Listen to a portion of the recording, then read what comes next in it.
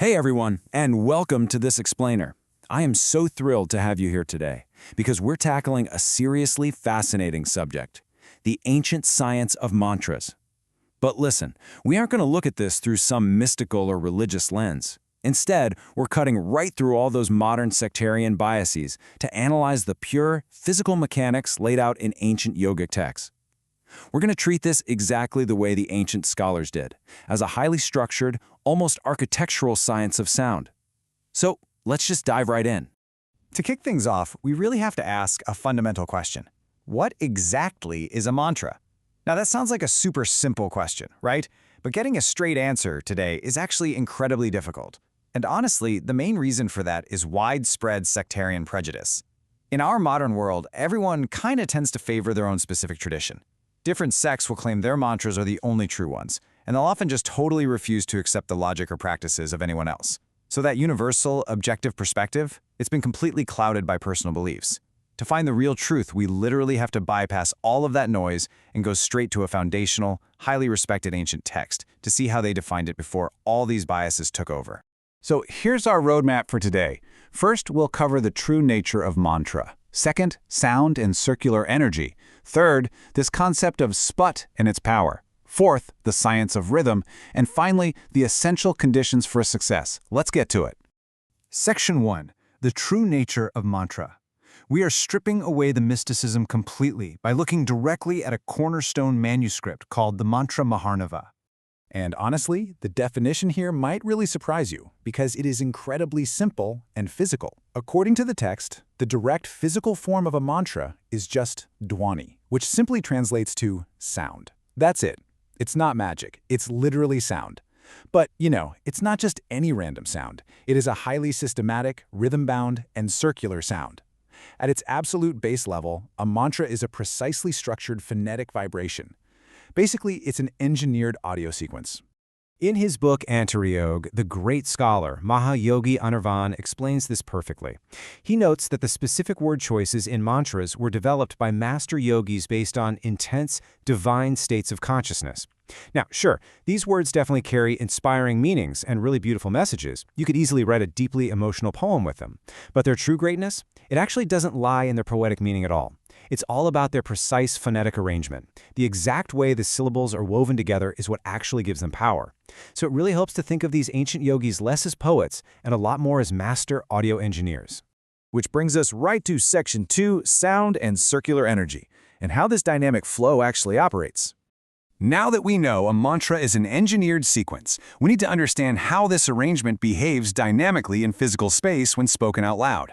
And the mechanics work in a very specific three-step sequence. First, you have the continuous phonetic arrangement. This means repeating the exact same sound in the exact same tone and rhythm over and over again. When this continuous repetition happens, it fundamentally changes the nature of the sound waves. Instead of moving in a straight line, they actually start to bend, which leads us to step 2, the creation of a dynamic circle. The sound waves literally start to rotate. And finally, this rotation leads to step 3, the generation of an extraordinary energy flow. The sound transforms from mere audio into a tangible, physical, energetic force. To really help us visualize this, the ancient text uses an absolutely brilliant analogy. A stone on a string. Imagine you take a heavy stone, tie it to the end of a string, and start spinning it around your head as fast as you possibly can. Well, two things happen. First, it moves so fast that it doesn't even look like a stone on a string anymore, right? It looks like a solid, dynamic circle. Second, that circular motion generates immense localized energy. I mean, if you were to let go of that string, the stone would shoot forward like an arrow, traveling incredibly far and fast. The continuous, cyclical repetition of a mantra builds up kinetic energy in the exact same way.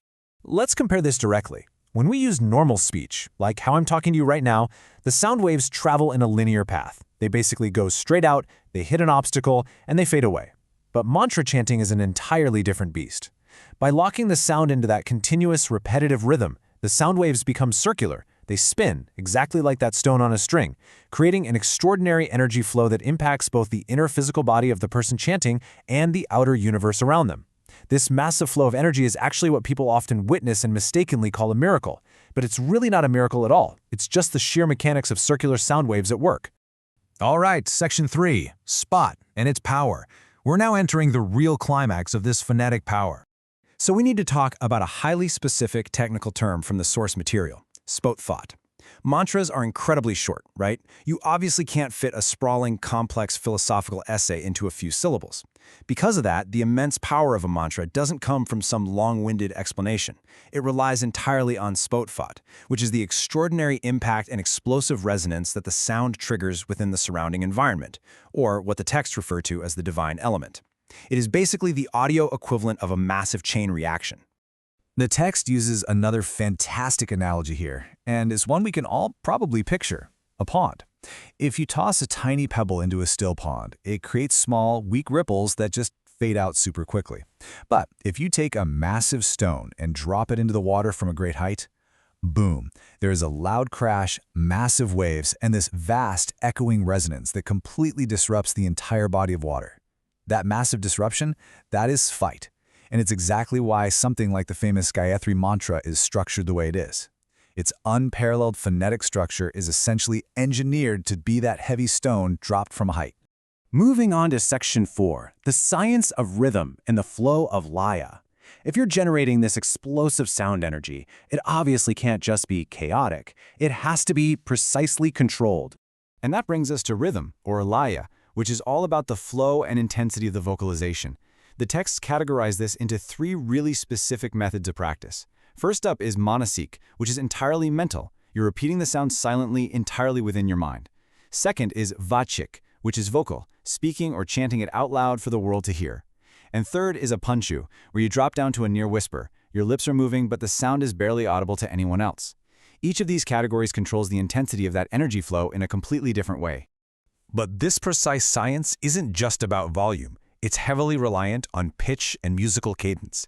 Vedic mantras require incredibly specific tones. You have udatta for a high or raised pitch, anudatta for a low or unraised pitch, and swarita for a falling or sounding pitch. Plus, the Samaveda utilizes the sapta swar, which are 7 distinct musical notes. This precise musical cadence is absolutely vital. The texts actually state that getting this rhythm exactly right impacts not just the mind and physical body of the practitioner, but it literally alters external circumstances and physical reality. You're not just speaking words, you're essentially playing the instrument of the environment itself. Finally, Section 5, Essential Conditions for Success. We've talked a ton about the cosmic and physical science of sound, but what is actually required from the human being to make this machinery work? Well, it turns out, just generating the sound mechanically is nowhere near enough. You could have the pronunciation and the rhythm memorized perfectly, down to the absolute syllable. But to actually capture and harness that energy flow descending from space, the practitioner must be thoroughly prepared. The text states unequivocally that physical and mental cleanliness and overall competence are absolutely mandatory. You have to be a flawless vessel to actually hold this energy. To get there, the texts map out foundational steps split into 2 main categories. On the mental side, you've got yama, niyama. These are strict disciplines for mental purification and ethical refinement. Then on the physical side, you have asam pranayama, which involves specific physical postures and breath regulation to ensure your body is in total order. The source text is crystal clear on this.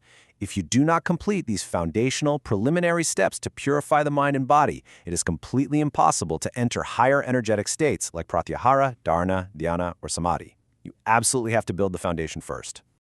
But here is the kicker.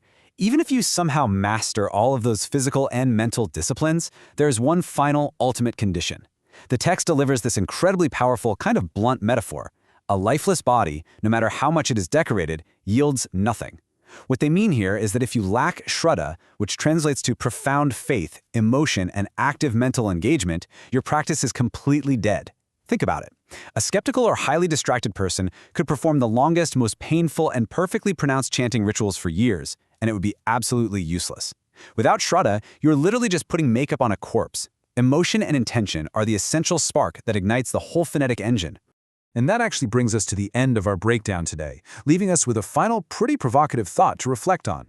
If you ever engage with these ancient practices, or really any practice, ask yourself, are you just repeating words, or are you actively bringing the mechanics of sound to life?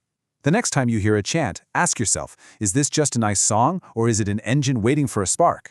Thank you so much for joining me on this explainer. I really hope you found this breakdown as absolutely fascinating as I did. Keep learning, keep questioning, and I'll see you next time.